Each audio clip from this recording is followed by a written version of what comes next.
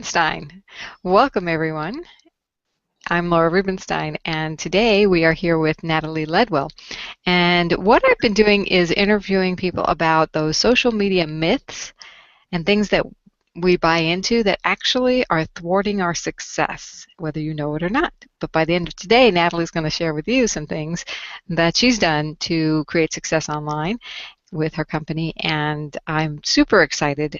I'm in social media. I've been in social media for, since 2006 for all intents and purposes, and online, ever since I was a baby, it seems like. Even though there wasn't online back then. But here we are, and so welcome, Natalie. And Hi, thanks Laura, thanks for having me. you're welcome.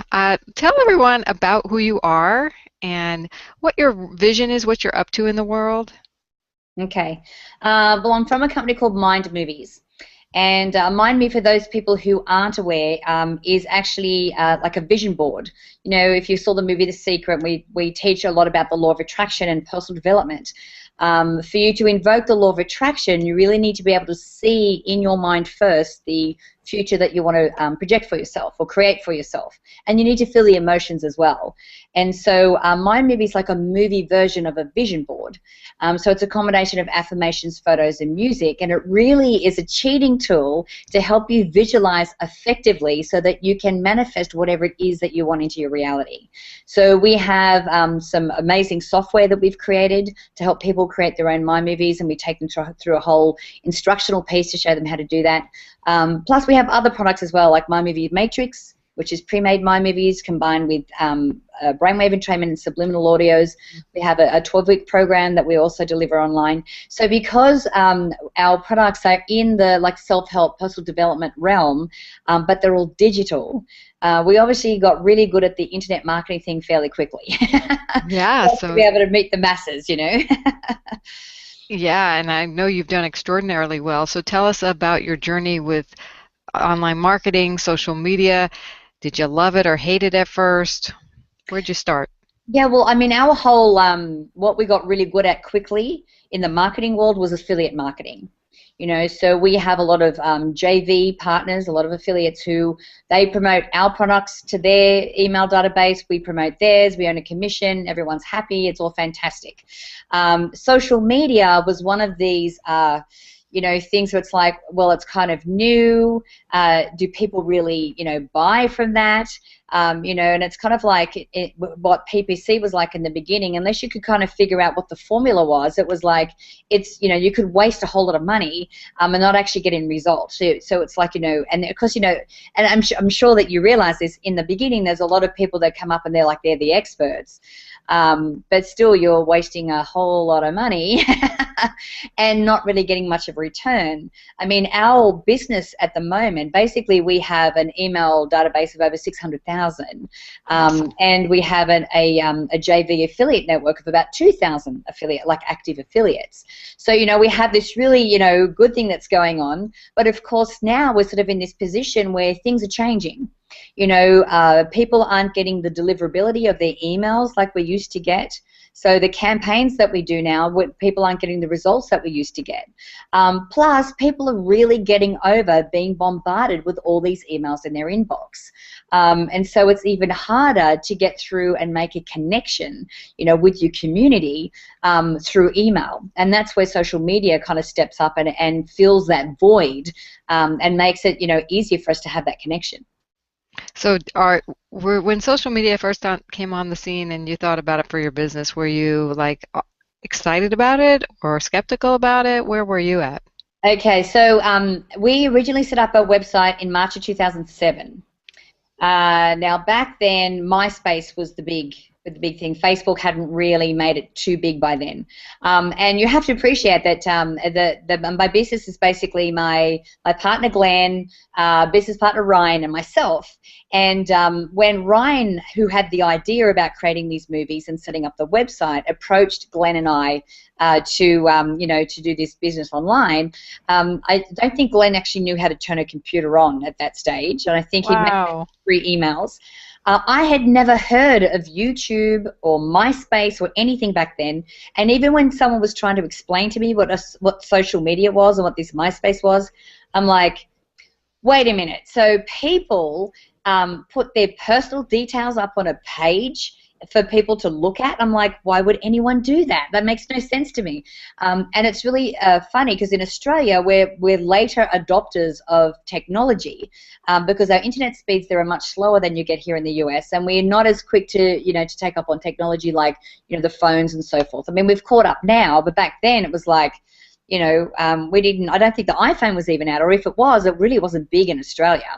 So we've seen a very sharp and progressive, incline since then. And of course, MySpace very quickly got saturated with people who were setting up bogus accounts and who were, trying to, figure out the marketing thing on MySpace, but it kind of ruins MySpace. Because people realized that a lot of people were just on their marketing and they had no stopgap for that. And so that's when I think was part of the reason why Facebook was had such a meteoric rise, is because they really kept on top of that, and they actually didn't add the ads until much later. Wow. So how did social media actually help your success from the MySpace days and on? I think the thing that I like about Facebook is that you get to have this connection with your community like you cannot achieve through email. We get to see what they're interested in. We get to communicate with them. We have, like for us, if they're sending us personal messages, we always make sure that we're getting back to their messages. We can see very quickly what it is that they like and what they don't like. And so it's a really good way for us to engage. And for us, we really want to make sure that we put stuff up there that is engaging, that people like. And then when you do that, you're actually creating more of that relationship. Now, I've actually written quite a few notes because I don't want to miss anything. So if you can see my eyes darting over here, it's because I'm actually looking at the notes that I wrote before. So basically, I was saying that that you get the relationship and the connections that you can't get through email, because people are over the email situation. It's just like this never-ending barrage for them. But in Facebook or in social media, they kind of get to choose how much exposure they have and how much they don't. So they feel like they're in control, which is really, really important. And like I said, we have the ability to answer personal messages, which I think is fantastic, and we get an amazing response from that. And what's also interesting is that it's a really good way for people to find you.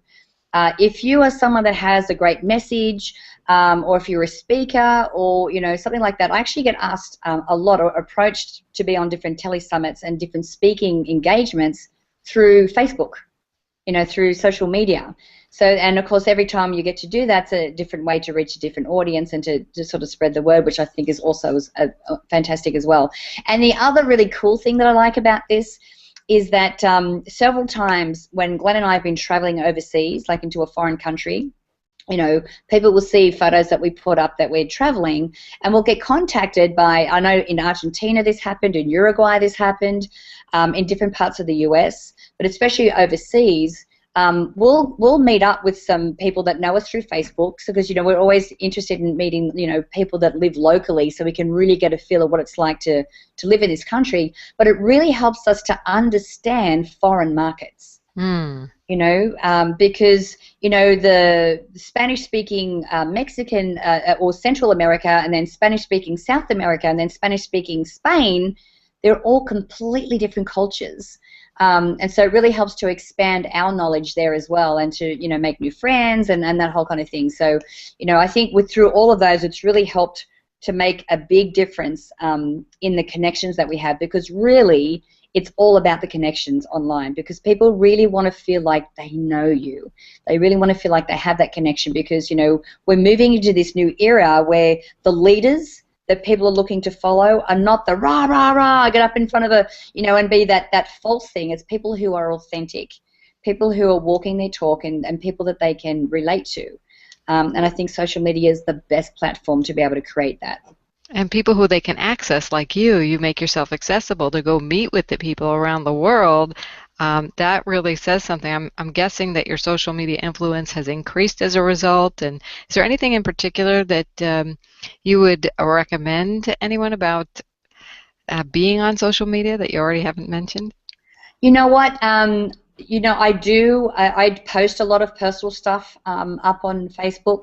Our mutual friend Mari Smith has a great rule of thumb for that, is that you don't ever put anything up that you don't want your mother to see.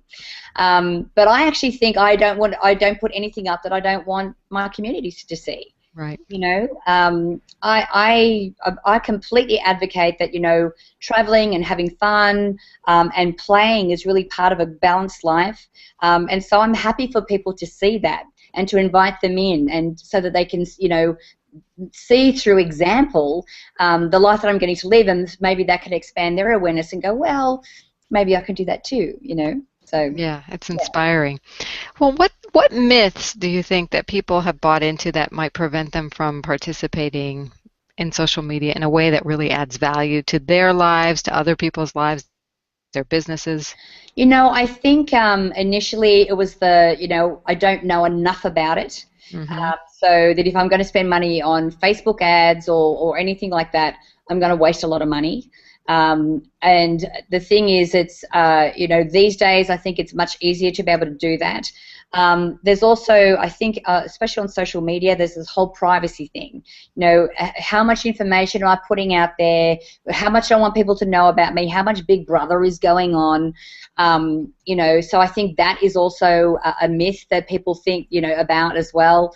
Hmm. And I also think that most people think, well, Facebook and Twitter, isn't that just a time waster? Don't people are just on there having fun and wasting time? It's not really a serious way to be able to, build a business, like LinkedIn, for example. Yes, you can have some connections, but if you don't know enough about it, you could kind of like, well, I'm just going to waste my time here, which is not necessarily the case. I think that you can actually do some fairly simple things to be able to help build your business without having to know a whole lot about it. So yeah, I think that they're the main myths that I can think of that actually came up for me. Mm. I did think that. I'm like, well, how much personal information do I want to put out there? And like I said before, I'm like happy for anyone online to know the stuff that I'm up to and everything that I post. I wouldn't ever put anything up there that's too personal or anything that I'm not willing to share. And yeah. So, what would you say is that you actually had to overcome to get social media to be comfortable with it for you, to work for you? I think the main things, and let me just have a look at my notes because I've got some really good points here. We have a very fast-growing community online. And just recently, it's really started to pick up exponentially. And I think as it gets bigger, then I think the faster that growth becomes for you. And I think what the biggest thing that we need to remember, that it is a community. It's not just a list, like an email list, it is a community. So when we post content on there, we like to post regularly so we can, have that regular engagement. And the thing is, the more that you can get people to interact, with the content and the pieces that you put up there, the more that the more that they want to come back to your pages, the more they want to engage, and the more you and I don't want to say the word train them, but the more that they get used to the fact of coming back to your page and looking at your content, which is really important. So we very rarely do we ever sell anything directly from Facebook, because that's not the platform to do it. Facebook is all about content. And, if we do have an offer up there and it's sending to another page, it's always something that's a free gift. It's always more content. It is never to a sales page, because it's like, that's the unwritten rules of engagement on social media. And the thing is, if you want to really test that theory out, just try doing that. It's not going to work. Yeah. It is, yeah, exactly. It's not really, isn't it? So like I said, basically 98% of what we put up there is content. And we make sure that it's the kind of content that people really want to, be involved with. Like the more interaction, like we put up a lot of affirmations, a lot of, quotes, that kind of thing, because that's really what people are looking for, you know, inspiring images, little things that brighten up their day, you know, that only take a few seconds to read, but it's like, oh, isn't that cute? And a lot of the times, you know, how we gauge the type of content that we know that people want to see is not only from the interaction, but how much they share it as well. You know, and the more they share, the more exposure you get to other groups, which of course then can attract more people back as well. So, you know, we don't just put stuff up there willy-nilly, I should say. We make sure that we're checking everything and testing everything and measuring everything to make sure that what we are putting up there is actually of interest and what our people want to see. That's great. And you're referring to your business page for the most part on Facebook, right? Absolutely, yes. Yeah, we have the Mind Movies fan page. We also have one for the Inspiration Show, and we have one for the 7 Secrets to Happiness, but we don't have a lot of activity on that. We're sort of the two main ones that we have are the Inspiration Show and Mind Movies. And do you reference each of them on to each other? Yeah, absolutely, yeah. You know, you've got to repurpose your content. Absolutely. Yeah. Reach as many people as possible, and I see you get a lot of shares of your content. That's really great, especially the motivational quotes. Those are always great for resharing and getting comments on. So wonderful. Absolutely. Yeah. So what advice do you have for people who are now willing to step in and play a bigger game and get out there?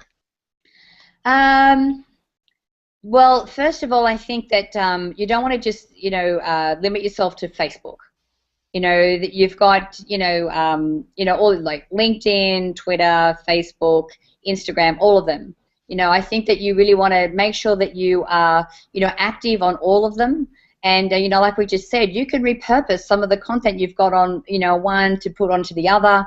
That way you're sort of, you know, leveraging the content that you put out and leveraging your time and your effort, but you're reaching a wider audience as well. So don't just limit yourself to one form of social media. Try and, you know, get it across all of them if you can. You know, make sure that you measure your results. Try new things. Like, you know, just because this is working now, like the affirmations and the quotes are working now, who says that that's still going to be working in 3 to 6 months? You know, things happen online so quickly that it's very hard to keep up. And so it's really important that you test and try different things. So, you know, if you use something like Facebook Insights, it really helps for you to, and which you can probably explain better than I can, it really helps for you to measure and see, you know, what the reaction and interaction and sharing is with all of the content that you put up on you know, online. Yeah, Facebook Insights is great. Google has some analytics. I mean, all these systems are bringing on more and more.